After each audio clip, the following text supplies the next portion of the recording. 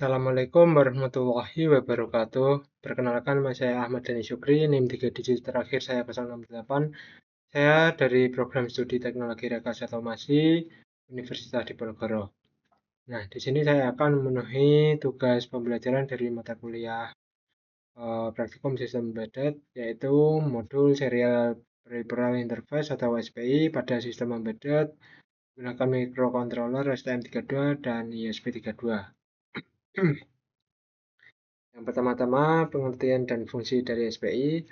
Serial Peripheral Interface atau SPI merupakan protokol komunikasi serial sinkron yang dirancang untuk memfasilitasi pertukaran data dan data berkecepatan tinggi antar perangkat dalam sistem embedded. Protokol ini dikembangkan oleh Motorola pada tahun 1980-an dan hingga kini masih menjadi standar komunikasi yang banyak digunakan.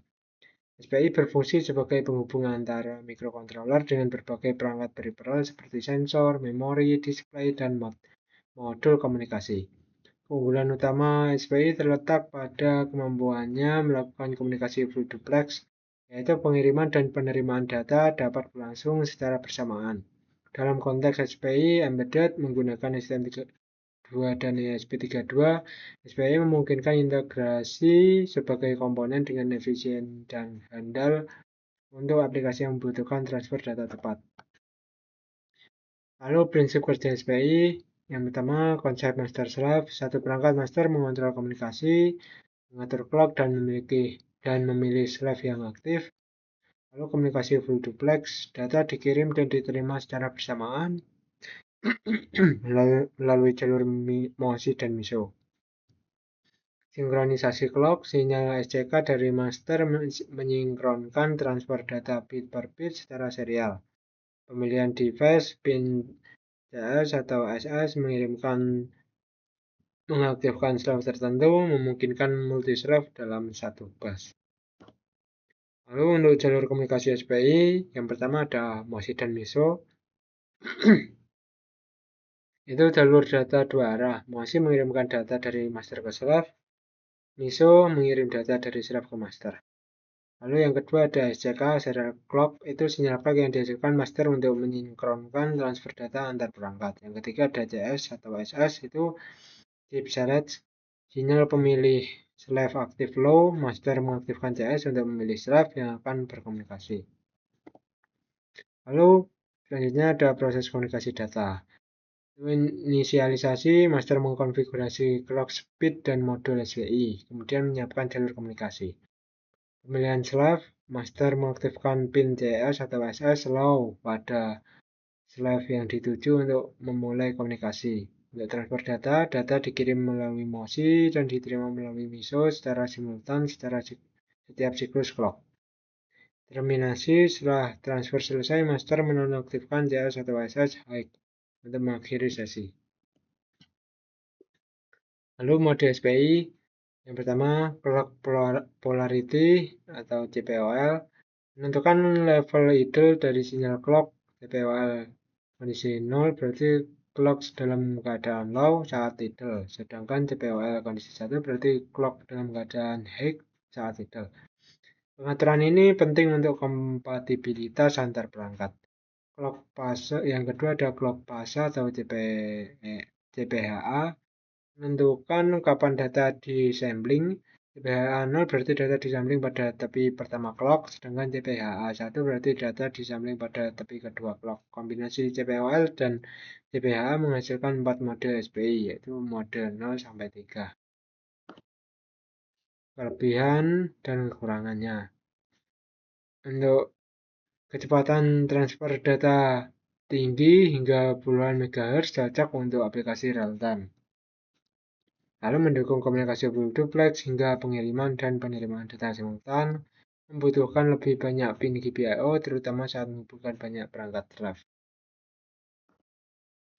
Karakteristik SPI pada STM32. Mikrokontroler STM32 memiliki fitur SPI yang sangat lengkap dan handal untuk berbagai aplikasi embedded system. STM32 umumnya dilengkapi dengan beberapa peripheral SPI hardware yang dapat beroperasi secara independen dan simultan. Fitur hardware SPI pada STM32 meliputi dukungan mode full duplex, half duplex, dan simplex. Kecepatan clock dapat mencapai hingga setengah dari frekuensi APB bus dengan kemampuan pembagian clock menggunakan preseller 2 hingga 256. Konfigurasi register SPI pada STM32 mencakup CR1 untuk pengaturan mode, baud rate, dan prioritas clock. Register CR2 mengatur interrupt dan DMA enable, sedangkan SR menyimpan status flag seperti TXE, RxNE, dan BSY. Register DR digunakan untuk transmisi dan penerimaan data. Kapabilitas DMA merupakan keunggulan utama STM32 yang memungkinkan transfer data SPI tanpa intervensi CPU, sehingga meningkatkan efisiensi dan throughput sistem secara signifikan. Lalu yang kedua, karakteristik SPI pada ISP32. ISP32 memiliki karakteristik SPI yang unik dan fleksibel. Untuk berbagai aplikasi IoT, microcontroller ini menyediakan multiple SPI bus, yaitu SPI 0, SPI 1, SPI 2, HSPI, dan SPI 3, VSPI. SPI 0 dan SPI 1 digunakan secara internal untuk flash memory, sedangkan HSPI dan VSPI tersedia bebas untuk perangkat eksternal. Keunggulan utama SPI32 adalah integrasi dengan Wi-Fi dan Bluetooth. Kemungkinan data dari perangkat SPI dikirim langsung ke jaringan nirkabel. Fleksibilitas GPIO pada ISP32 memungkinkan pin SPI dipetakan ke hampir semua GPIO yang tersedia melalui GPIO matrik. ISP32 mendukung kecepatan clock hingga 80 MHz dan dapat beroperasi sebagai master maupun slave. Fitur DMA tersedia untuk transfer data efisien tanpa membebani CPU, sangat berguna untuk aplikasi real-time. Lalu yang pertama-tama implementasi LCD pada SPI. Ini untuk koneksi hardware, hubungkan pin MOSI, SCK, CS, DC, dan RST dari microcontroller ke LCD SPI dengan benar. Lalu inisialisasi display, konfigurasi SPI dengan mode dan clock yang sesuai, lalu kirim perintah inisialisasi LCD. Pengiriman data dikirim melalui MOSI dengan CS aktif, low pin DC membedakan perintah dan data. Lalu tampilan output LCD menampilkan teks, grafik, atau sensor data sesuai buffer yang dikirim microcontroller. Nah, berikut untuk contoh implementasinya. Nah, berikut untuk contoh program pertama saya yang tampilan LCD SPI. Yang pertama-tama ini program yang sudah saya gunakan. Ini saya buka kode reader-nya terlebih dahulu. Nah, ini untuk panduan cara penggunaannya. Untuk wiring hardware-nya VCC ke 5 volt, ground ke ground, CS ke GPIO 5, RST ke GPIO 2, DC ke GPIO 4, MOSI ke 23, lalu SCRK ke GPIO 18, MISO GPIO 19. Untuk microcontroller yang saya gunakan ini adalah ESP32.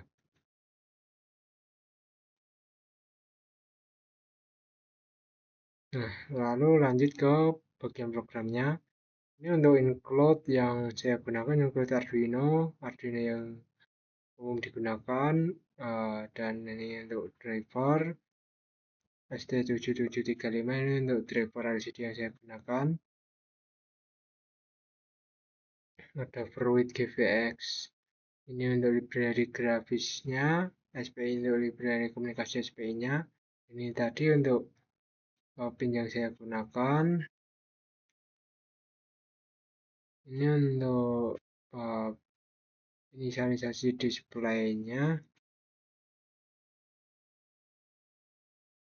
Nanti akan menampilkan gambar seperti hujan gitu.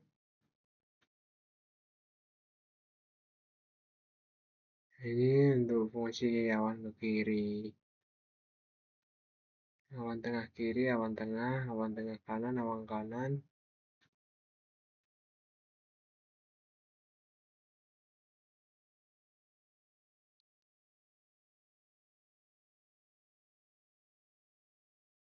Nanti juga ada fungsi variasi warna-warni.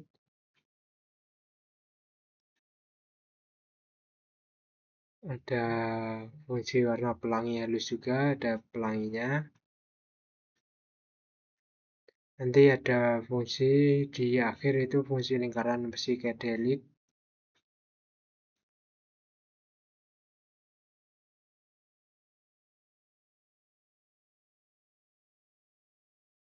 Dan nanti ada pemandangan dan logo.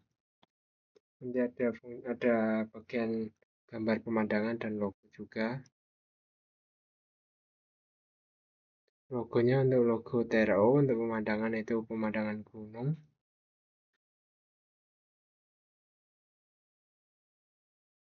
Mungkin itu penjelasan dari saya. Selanjutnya untuk upload programnya.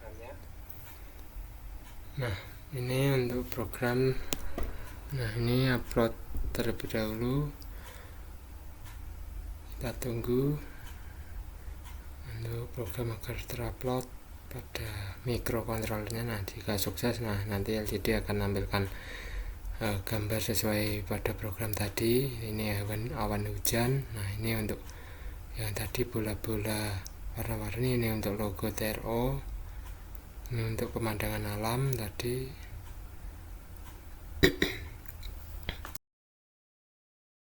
Untuk implementasi yang kedua yaitu SD card SPI. Yang pertama-tama wiring SD modul, hubungkan pin MOSI, MISO, SCK, dan CS modul SD card ke pin SPI microcontroller dengan benar. Inisialisasi FAT, konfigurasi sistem FAT menggunakan library FAT untuk mengakses struktur direktori SD card. Penyimpanan data sensor ditulis ke file dengan format tertentu menggunakan fungsi fopen dan fread pada SD card. Pembacaan file dibaca menggunakan fungsi read untuk mengambil data yang tersimpan dan ditampilkan ke sistem. Nah, berikut untuk implementasinya. Untuk program yang kedua itu untuk project yang SD card. Ini untuk library yang saya gunakan tadi Arduino, fungsi tipe dasar Arduino, lalu library, lalu include SPI.h, lalu include SD.h untuk sistem kartu SD-nya. Ini untuk pin yang digunakan pada pin CS itu di pin 5, SCK di pin 18, MISO di pin 19, dan MOSI di pin 23.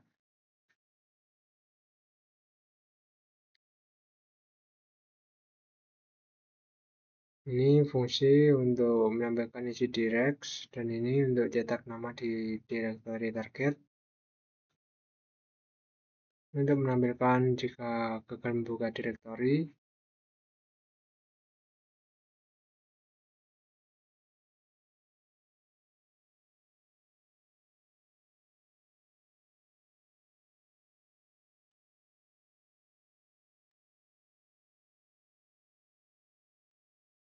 Nah, ini untuk program yang saya gunakan. Teman-teman dapat membuatnya sendiri. Untuk dijalankan sekali saat boot, cetak banner, cetak baris kosong, inisialisasi bus SPI. Ini untuk membaca fungsi membaca jenis kartu SD-nya. Ini mengecek jika tidak ada kartu SD.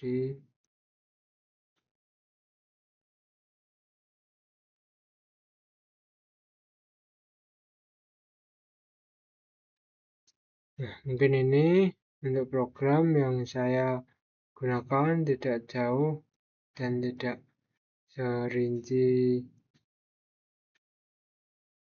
seperti program sebelumnya. Mungkin selanjutnya teman-teman dapat mengeprom menggunakan bantuan AI jika merasa kesulitan. Selanjutnya untuk upload program. Nah, berikut ada program saya yang sudah saya jelaskan tadi.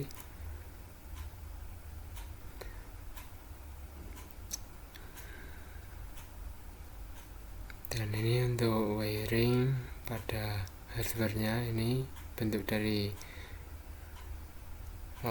micro SD card adapter. Selanjutnya ini untuk wiring-wiringnya sudah saya jelaskan, sama seperti yang saya jelaskan tadi. Untuk pin-pinnya, hasil bacaan ini dikirim ke serial monitor nanti. Selanjutnya kita coba upload.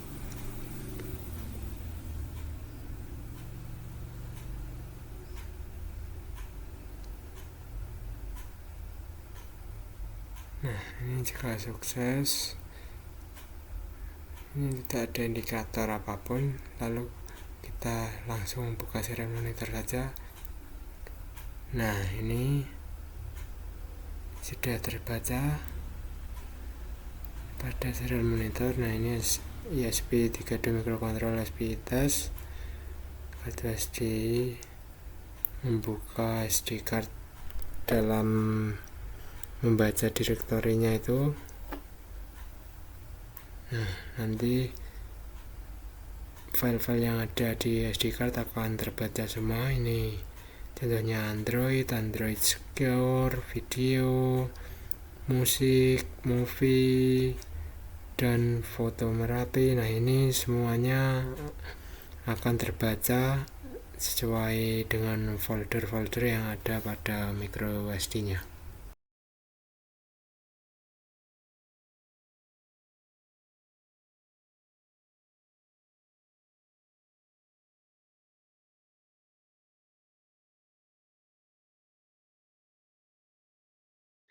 Lalu untuk implementasi yang ketiga yaitu komunikasi SPI antar microcontroller STM32 dan ESP32. Untuk konfigurasi master atau slave, STM32 dikonfigurasi sebagai master mengontrol clock dan CS, sedangkan ESP32 sebagai slave yang merespon permintaan data. Lalu protokol pertukaran data dikirim secara full duplex melalui MOSI dan MISO secara bersamaan dengan sinkronisasi clock SCK dari master. Mekanisme handshaking, proses handshaking dilakukan melalui sinyal CS atau SS untuk memastikan slave siap menerima data sebelum transmisi dimulai. Verifikasi komunikasi. Verifikasi dilakukan dengan mengirim data uji dan membandingkan data yang diterima untuk memastikan integrasi komunikasi. Nah, berikut untuk contoh implementasinya. Nah, selanjutnya program yang ketiga itu komunikasi antar microcontroller ESP32 dan STM32. Di sini STM sebagai master, ESP sebagai slave-nya. Yang pertama, kita baca kode return terlebih dahulu. Ini untuk wiring diagram, wiring pinnya untuk PA5 pada STM32 itu pin SCK disambungkan ke GPIO 18 ESP32 sebagai SCK juga. Lalu PA6 pin MISO disambungkan ke GPIO 19 pin MISO juga. Untuk PA7 MOSI ke GPIO 23 MOSI. PA4 NSS atau CS, untuk GPIO 5 CS, dan ground ke ground. Lalu untuk cara kerjanya nanti STM32 mengirim 4 byte data setiap 1 detik.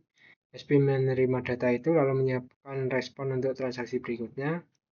Karena SPI bersifat full duplex, data balasan yang diterima master pada transaksi pertama bisa berupa data awal ataupun respon transisi sebelumnya.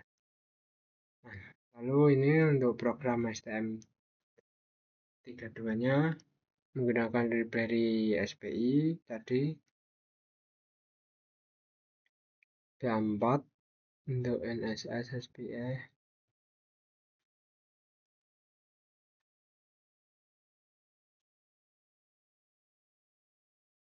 Ini konfigurasi untuk SPI-nya 1 MHz.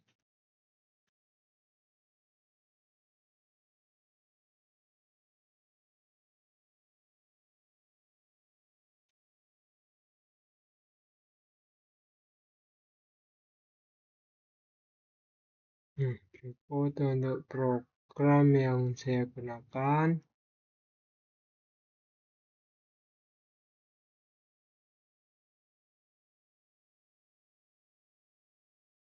Ini pada STM, selanjutnya pada ISP-nya.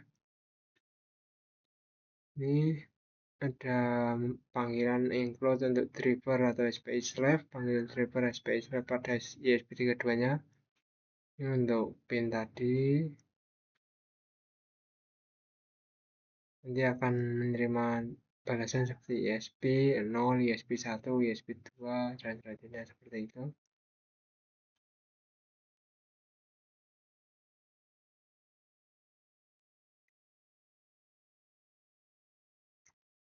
Nah, mungkin ini yang dapat saya jelaskan. Selanjutnya untuk upload program. Nah, berikut untuk kode ritme sama seperti yang saya jelaskan tadi. Pin PA5 SCK, PA6 MISO, PA7 MOSI, PA4 CS, dan ground itu disamakan pada pin ISP dan STM-nya.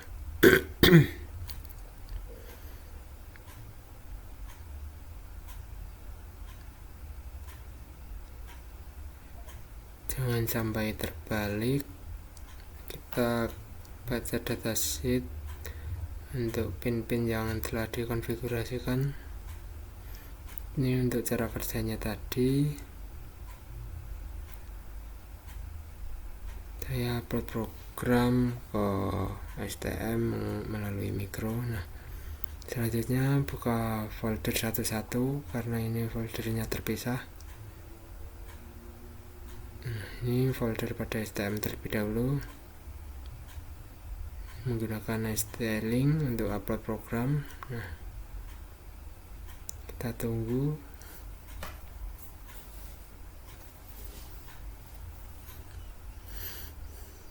Nah, lalu kita upload program.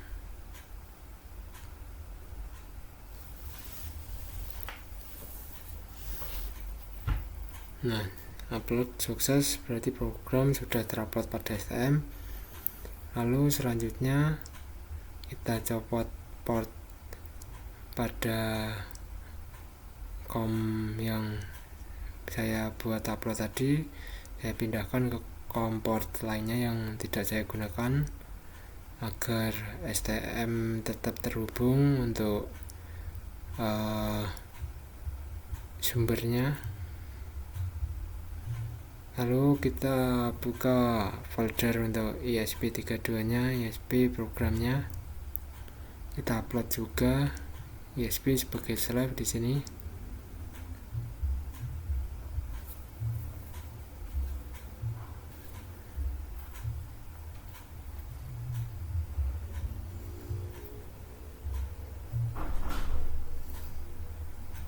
Kita tunggu konfigurasi platform I/O ini. Nah, jika sudah, kita upload program.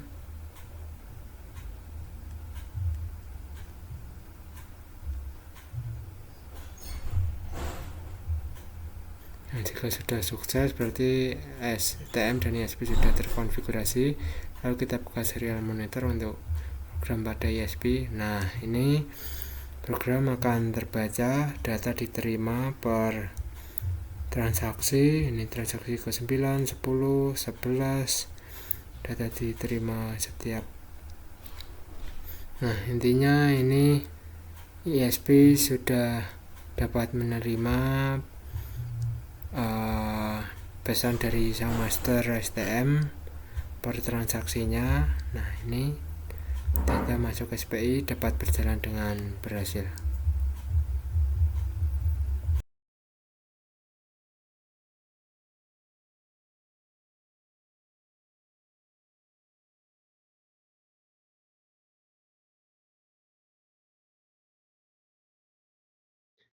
Lalu alur data pada SPI, yang pertama pengiriman dari master mengaktifkan CS untuk memilih slave, kemudian mengirimkan data melalui jalur MOSI sesuai clock SCK. Yang kedua, penerimaan di slave yang terpilih membaca data dari MOSI pada setiap transisi clock dan memprosesnya sesuai perintah yang diterima. Lalu yang ketiga, respon ke master setelah mengirimkan data balasan melalui jalur miso secara simultan dan master menonaktifkan CS atau SS setelah komunikasi selesai. Lalu sinkronisasi dan pemilihan device. Yang pertama sinkronisasi clock SPC. Clock SCK merupakan aspek fundamental dalam komunikasi SPI. Master device bertanggung jawab menghasilkan sinyal clock yang mengatur timing pengiriman dan penerimaan data. Setiap bit data ditransmisikan pada tepi clock tertentu sesuai mode SPI yang dikonfigurasi. Aktivasi CSS atau SS untuk target device dilakukan dengan memberikan sinyal low pada pin CS slave yang dituju. Mekanisme ini memungkinkan master berkomunikasi dengan satu slave spesifik dari beberapa slave yang terhubung pada bus SPI yang sama secara selektif. Lalu faktor komunikasi pada SPI itu clock speed. Kecepatan clock menentukan laju transfer data. Clock terlalu tinggi dapat menyebabkan error pada kabel panjang atau komponen lambat. Lalu noise dan interferensi. Gangguan elektromagnetik dapat merusak integrasi sinyal menggunakan kabel pendek dan shielding membantu mengurangi noise. Sinkronisasi data, pengaturan mode SPI atau CPLL dan CPHA harus sesuai antar master dan slave untuk memastikan data terbaca dengan benar. Kestabilan sinyal, impedansi jalur, kapasitansi parasitik, dan kualitas koneksi mempengaruhi kestabilan komunikasi SPI secara keseluruhan. Lalu kesimpulan. Kesimpulan berdasarkan praktikum SPI pada STM 32 dan ESP 32 dapat disimpulkan bahwa protokol SPI merupakan solusi komunikasi yang efektif untuk sistem embedded dengan kebutuhan transfer data berkecepatan tinggi. Implementasi LCD SPI berhasil menampilkan data dengan responsif, sementara SD card SPI mampu menyimpan dan membaca data dengan andal. Komunikasi antar mikrokontroler STM 32 dan ESP 32 berjalan stabil dengan sinkronisasi clock yang tepat. Faktor kritis berhasil meliputi pengaturan clock speed yang sesuai, minimalisasi noise pada jalur komunikasi, dan pemilihan device menggunakan CSS secara akurat. Rekomendasi implementasi mencakup penggunaan kabel pendek untuk mengurangi interferensi, pemilihan mode SPI yang kompatibel antar perangkat, serta validasi data untuk memastikan integrasi komunikasi. Nah, mungkin ini untuk penjelasan video materi pembelajaran dari saya. Selebihnya mohon maaf. Jika ada yang ingin ditanyakan, boleh ditanya di kolom komentar. Wassalamualaikum warahmatullahi wabarakatuh.